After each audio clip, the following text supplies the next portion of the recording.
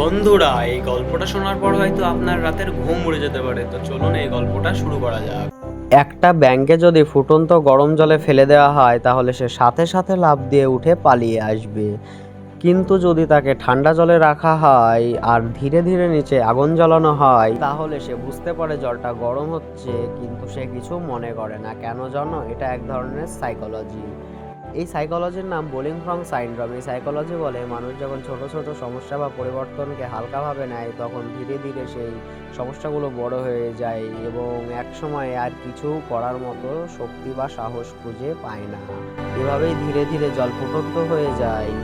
তখন সে পালাতে চাইলেও আর পারে না, কারণ হালকা গরম জলে সে নিজের সব এনার্জি নষ্ট করে ফেলেছিল এবং শেষ পর্যন্ত সে মারা যায়।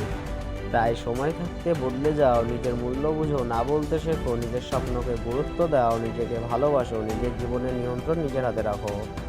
বন্ধুরা, ভিডিও বানাতে অনেক কষ্ট করতে হয়েছে, তার জন্য একটা লাইক এবং সাবস্ক্রাইব করে যাবেন। ধন্যবাদ।